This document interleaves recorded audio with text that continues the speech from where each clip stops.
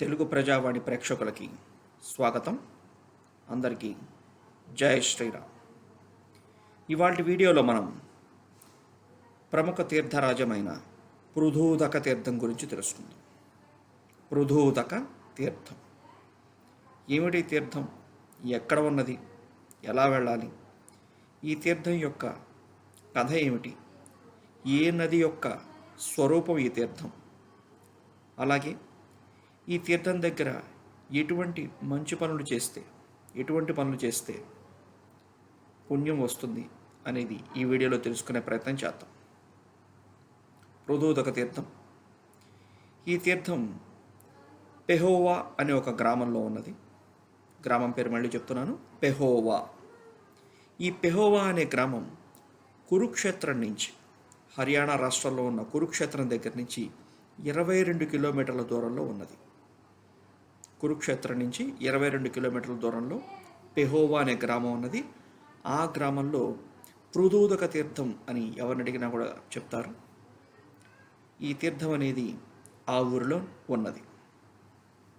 అలాగే ఈ పృథూదక తీర్థం యొక్క పురాణ ప్రాశస్త్యం ఏమనగా స్కంద పురాణం, మార్కండేయ పురాణం, ముఖ్యంగా వామన పురాణం, ఇలాగా ఎన్నో పురాణాల్లో ఈ తీర్థం గురించి ఎంతో గొప్పగా చెప్పారు. నిజానికి పృథూదక తీర్థం అనే పేరు ఉన్నప్పటికీ ఈ తీర్థరాజానికి మరొక పేరు కూడా ఉంది. అది పితృ ఉద్ధారక తీర్థం. పితృ ఉద్ధారక తీర్థం. ఇదివరకు మనం ఒకసారి చెప్పుకున్నాం, ఈ భూమి మీద ఎన్ని రకాల గంగా నదులు ఉన్నాయి అనేది. అదేమిటి, గంగానదులు ఎన్ని రకాలు ఏమిటి అన్నట్లయితే, గంగానది 3 గంగానదులు. అంటే గంగకి 3 స్వరూపాలు ఉన్నాయి. ఒకటి బ్రహ్మగంగ, మరొకటి విష్ణుగంగ, ఇంకొకటి శివగంగ. విష్ణుగంగ అంటే మన హిమాలయ పర్వతాల్లో చూసేది, వారణాసి దగ్గర చూసేది. అలాగే శివగంగ అంటే మనం ఇదివరకు వీడియోలో చెప్పుకున్నాం, నర్మదా నది. మధ్యప్రదేశ్లో ఉన్న నర్మదా నదిని శివగంగా అని అంటారు. మరి బ్రహ్మగంగ అని ఎవరని అంటారు అన్నట్లయితే, సరస్వతి నదిని బ్రహ్మగంగా అని అంటారు. సరస్వతి నదిని బ్రహ్మగంగా అని అంటారు. మరి ఈ సరస్వతి నది యొక్క ఉద్గమ స్థానం ఎక్కడ పుట్టింది అని అన్నట్లయితే, మనందరికీ బాగా తెలుసు, బద్రీనాథ్ చార్ధామ్ యాత్రలో భాగంగా మనందరం బద్రీనాథ్ వెళ్ళుంటాం. బద్రీనాథ్ నుంచి కొంత దూరం ప్రయాణం చేస్తే మానా అని ఒక గ్రామం వస్తుంది. దాన్ని మానా విలేజ్ అంటారు. అలాగే ఇండియాస్ లాస్ట్ విలేజ్ అని కూడా అంటారు. ఈ మానా అనే గ్రామంలో సరస్వతి నది యొక్క పుట్టుక స్థానం అనేది ఉన్నది. ఒక కొండ గుహలోంచి అద్భుతమైన ప్రవాహం రూపంలో సరస్వతి నది అక్కడ ఉద్భవించి కొంత దూరం ప్రయాణించి బద్రీనాథ్కి కొంచెం ముందుగా అలకనందలో కలిసిపోతుంది. ఇలా ఒక నది ఇంకో నదితో కలిసే ప్రదేశాన్ని ప్రయాగ అని అంటారు ఉత్తర భారతదేశంలో. ప్రయాగ అంటే మన అలహాబాద్ దగ్గర ఉన్న ప్రయాగే కాదు, 2 నదులు కలిసే ప్రదేశాన్ని ఉత్తర భారతదేశంలో ప్రయాగ్ అని అంటారు. రుద్రప్రయాగ, కర్ణప్రయాగ, దేవప్రయాగ, అలాగా ఈ సరస్వతి నది బద్రీనాథులు దగ్గరున్న మానా అనే గ్రామం దగ్గర పుట్టి కొంత దూరం ప్రయాణించి అలకనందలో కలిసిపోతుంది. అదేమిటి, సరస్వతి నదికి ప్రత్యేకమైన ప్రవాహం, కొంత దూరం ప్రయాణం కృష్ణకి గోదావరికి ఉన్నట్టుగా లేదా గంగకు ఉన్నట్టుగా లేదా అంటే లేదని చెప్పాలి. సరస్వతి నది ఎప్పుడు కొంత దూరం ప్రయాణించి వేరొక నదిలో కలిసిపోయి వేరొక నదిలో అంతర్వాహినిగా అంతర్భాగంగా లోపల ఉంటుందే తప్ప ప్రత్యేకంగా కృష్ణా గోదావరిలాగా పెద్దగా ప్రవహించినట్టుగా కనపడదు. కానీ అమ్మవారి యొక్క అనుగ్రహం వల్ల కొన్ని ప్రదేశాల్లో ఆవిడ బయటకు వస్తూ ఉంటుంది. అలాంటి ప్రదేశాలు ఇప్పుడు కొన్ని చూద్దాం. ఈ బ్రహ్మగంగ అనే సరస్వతి నది ఏ ఏ ప్రదేశాల్లో బహిర్గతమై బయటికి కనిపించి మనల్ని అనుగ్రహిస్తుంది అన్నట్లయితే, ముందుగా బద్రీనాథ్ మనం మాట్లాడుకున్నాం. ఆ తర్వాత రాజస్థాన్లో ఉన్న పుష్కర క్షేత్రం దగ్గరున్న బ్రహ్మకుండంలో అక్కడ కూడా సరస్వతి నది అంతర్వాహిని. ఆ తర్వాత సరస్వతి నది మళ్ళీ కనపడేది కురుక్షేత్రంలో, హర్యానా రాష్ట్రంలో ఉన్న కురుక్షేత్రంలో. అక్కడ సరస్వతి నది చిన్న పాయలాగా కనిపిస్తుంటుంది, పెద్దగా నీరు ఉండదు. అలాగే మరలా ఈ సరస్వతి నది ఇంకెక్కడ కనిపిస్తుంది అని అన్నట్లయితే, నిజానికి కనపడటం అనేది జరగదు కానివ్వండి, అలహాబాద్ ప్రయాగలో గంగా యమున సరస్వతి కలుస్తాయి అని చెప్తారు. ఆ గంగా యమున యొక్క సంగమం మనం చూడొచ్చు.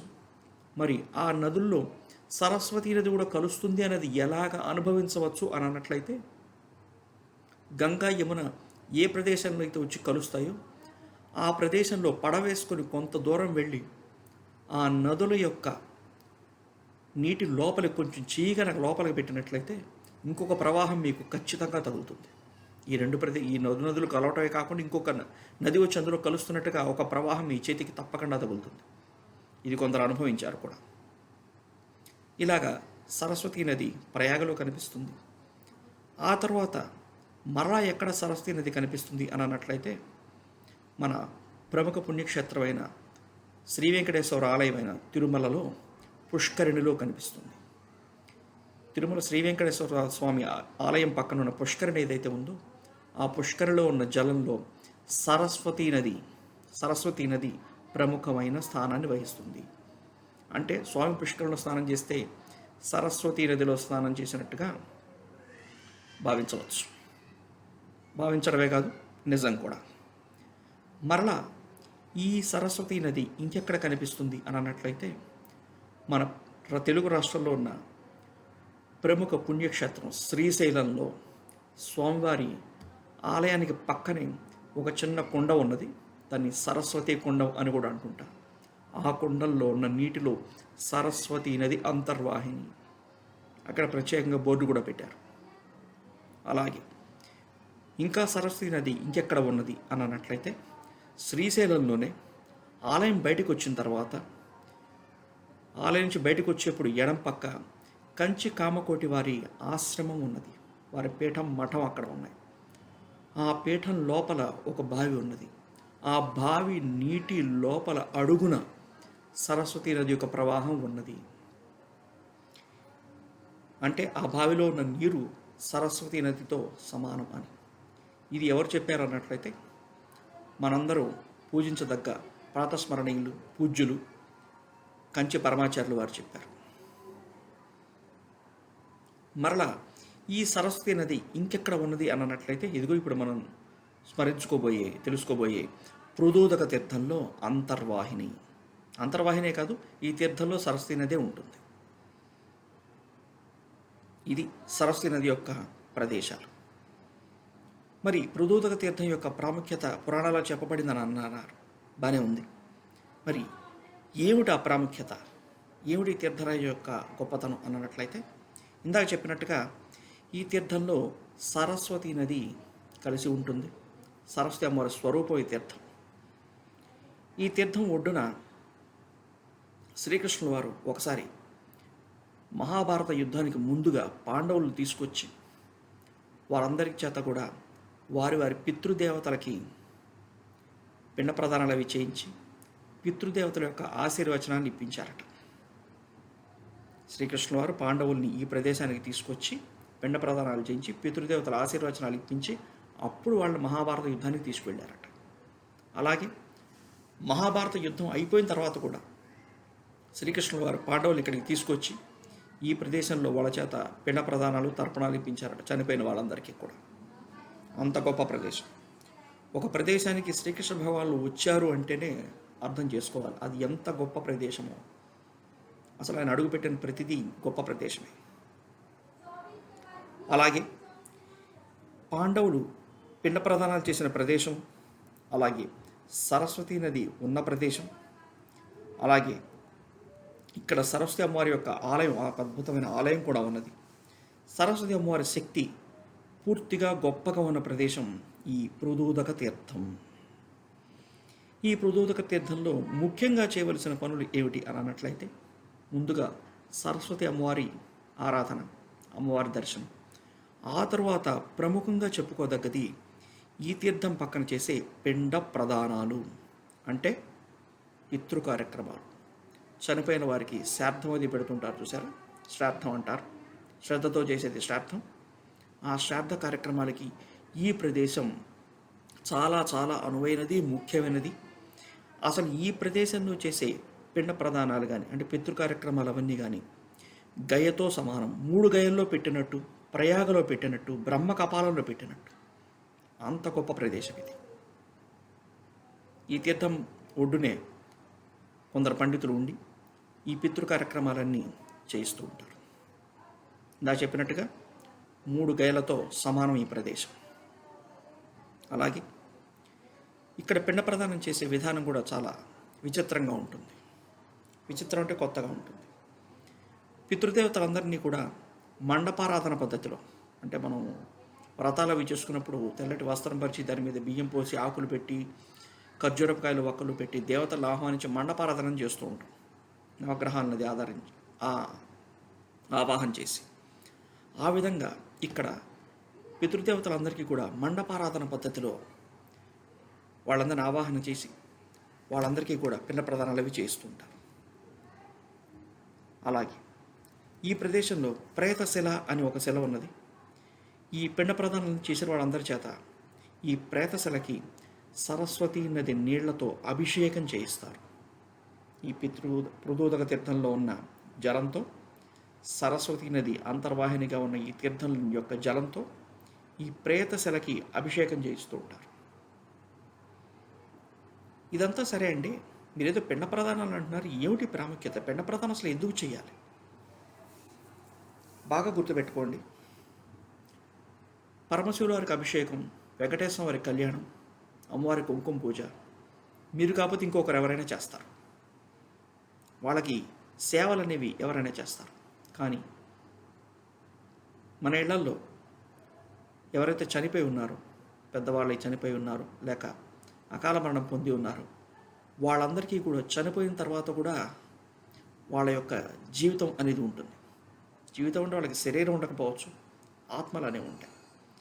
ఈ ఆత్మలన్నీ కూడా ఈ లోకంలో సంచరిస్తూ వాళ్ళ యొక్క కర్మలను బట్టి, అంటే వాళ్ళు బ్రతికున్నప్పుడు కానీ లేక అంతకుముందు పూర్వజన్మలో చేసిన పనులను బట్టి సంతోషంగా ఉండటం, బాధపడటం అనేది జరుగుతుంది. ఈ ఆత్మను సంచరించేప్పుడు వాటికి వస్త్రం కావాలి, తినడానికి తిండి కావాలి. మన సినిమాలో చూసే ఉంటాం, దెయ్యాలు వస్త్రాలు లేకుండా ఏవో తెల్లటి పిచ్చి బట్టలు కట్టుకొని గల్లు తిరుగుతుంటాయి. దాని అర్థం ఏంటంటే చనిపోయిన వారు ఆత్మ రూపంలో తిరుగుతూ సరైన వస్త్రం లేకుండా, సరైన తిండి లేకుండా తిరుగుతున్నారు అంటే అర్థం ఏంటంటే వాళ్ళ వారసులు ఎవరైతే ఈ భూమి మీద ఉన్నారో వాళ్ళు ఈ పితృదేవతలకి, అంటే చనిపోయిన వాళ్ళకి పిండ ప్రదానాలు సరిగ్గా చేయటం లేదు అని. వాళ్ళ కర్మలను బట్టి కూడా ఆ విధంగా వాళ్ళ వస్త్రాలు తిండి లేకుండా అలమటిస్తుంటారు, అది వేరే విషయం. అలా వాళ్ళు అలమటిస్తున్నప్పుడు వాళ్ళ ఆ యొక్క బాధను పోగొట్టేది ఈ భూలోకంలో బ్రతికున్న వాళ్ళ వారసులే. ఈ వారసులు ఎవరైతే ఉన్నారో వాళ్ళు చనిపోయిన వాళ్ళ పితృదేవతలకి పిండ ప్రదానాలు అవి చేస్తూ, ఇలాంటి ముఖ్యమైన తీర్థరాజాల్లో పిండ ప్రదానాలు అవి చేస్తూ ఉంటే వాళ్ళ ఆత్మలు శాంతించి కట్టుకోవడానికి బట్ట దొరుకుతుంది, అలాగే వాళ్ళకి తిండి దొరుకుతుంది. అంతేకాకుండా ఈ పృథూదక తీర్థంలో పెట్టే ఈ పిండ ప్రదానాల వల్ల పితృదేవతలకి ముక్తి కూడా లభిస్తుంది. ముక్తి అంటే అందరికీ ప్రత్యేకంగా చెప్పాల్సిన అవసరం లేదు. కైలాసవాసము, వైకుంఠవాసం, అంటే దేవలోకాలకు వెళ్ళిపోతారు, తిరిగి రాని దేవలోకాలకు వెళ్ళిపోతారు. అంతేకాదు ఈ పితృదేవతలు చనిపోయిన ఎవరైతే ఉన్నారో వాళ్ళ వారసులు ఎప్పుడు తీర్థం దగ్గరికి వస్తారా, వచ్చి మన పిండ ప్రదానం చేస్తారని చెప్పి ఎదురు చూస్తూ ఉంటారట. సరే, ఈ పిండ ప్రదానాలు చేయటానికి ముఖ్యమైన తిథులు ఏమిటి? అందరికీ బాగా తెలుసు, అమావాస్య, అలాగే చనిపోయిన వారు ఏ రోజైతే చనిపోయారో, ఏ తిథిలో అయితే చనిపోయారో ఆ తిథి. సార్ మాకు అవన్నీ గుర్తులేవు అని అన్నట్లయితే మనందరికీ బాగా తెలిసింది మహాలయ పక్షం. దసరా నవరాత్రులు ప్రారంభం కావడానికి ముందు 15 రోజులు మహాలయ పక్షం అంటారు.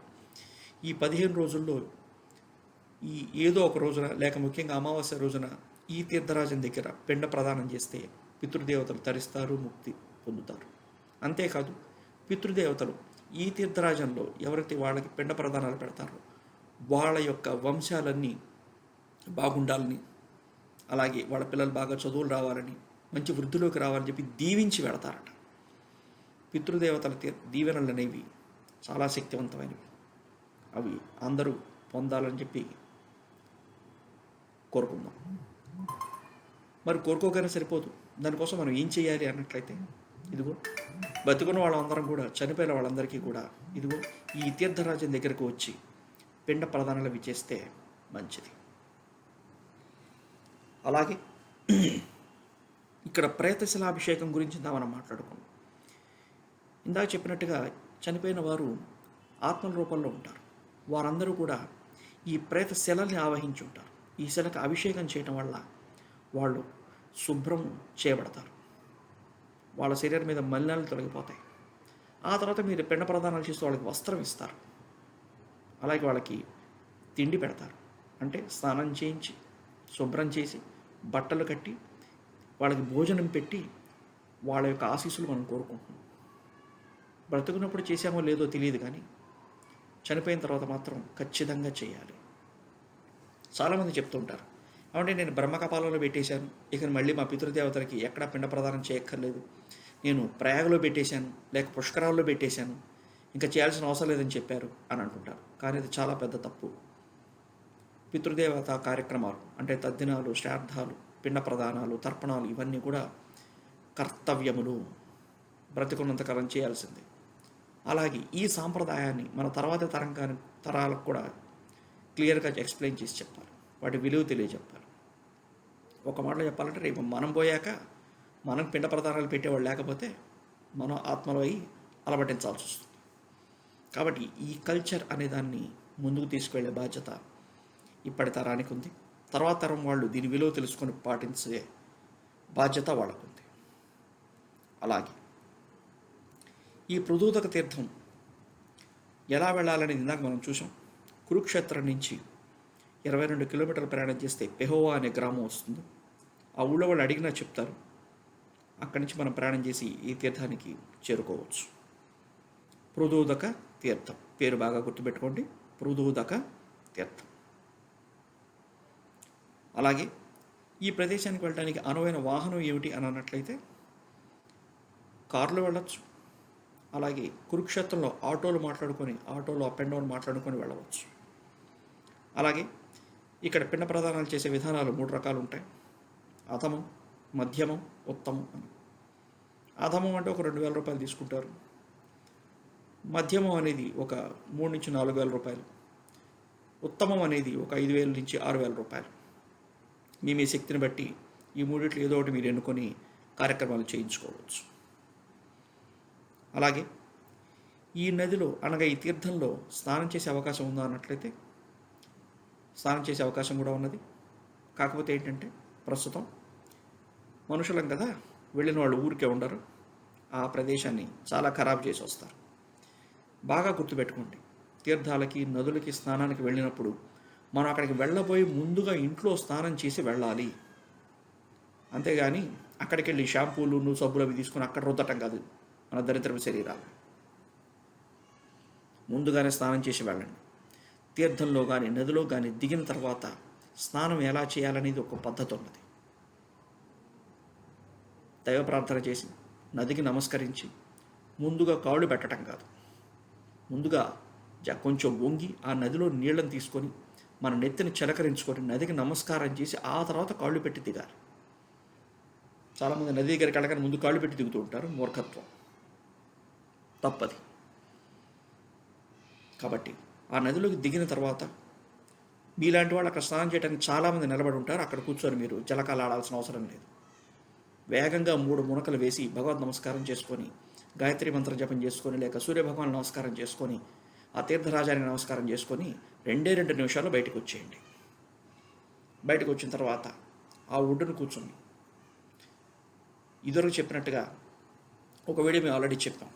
ఇటువంటి నదుల పక్కన తీర్థాల పక్కన చేసే జప తప దాన వ్రతాలు లేక ఇలాంటి పిండ ప్రదానాలు లాంటివి ఏవైనా కూడా యత్ కించిత్ తత్కోటి గుణితం భవేత్ అంటే కొంచెంగా చేసిన అవి 1000 రెట్లు ఫలితాన్ని ఇస్తాయి. ఇంట్లో కూర్చొని మనం 100 సార్లు నారాయణ అంటే వచ్చే పుణ్యం ఇటువంటి తీర్థాల పక్కన కూర్చొని ఒక్కసారి అంటేనే వస్తుంది. ఇది బాగా తెలుసుకోవాల్సిన విషయం. ఉపనయన అయిన వాళ్ళు అంటే ఒడుగైన వాళ్ళు, జంధ్యం ఉన్నవాళ్ళు, గాయత్రి మంత్రోపదేశం పొందిన వాళ్ళు లేక మంత్రోపదేశాన్ని గురువుల దగ్గర నుంచి పొందిన వాళ్ళు ఈ తీర్థరాజం పక్కన కూర్చొని సరస్వతి ఆలయంలో కూర్చొని ఆ మంత్ర జపం చేస్తే ఖచ్చితంగా మంత్రసిద్ధి కలుగుతుంది. ఇదంతా కూడా శ్రీ ఉద్ధారక తీర్థం, పితృ ఉద్ధారక తీర్థం, పృథూదక తీర్థం అనే ఒక తీర్థరాజు యొక్క మహిమ పురాణాల్లో చెప్పబడింది. అందరూ కూడా ఈ ప్రదేశాన్ని దర్శించి తరించండి. శ్రీకృష్ణాయ నమః. శ్రీకృష్ణ పరబ్రహ్మణే నమః. ఓం నమో నారాయణ.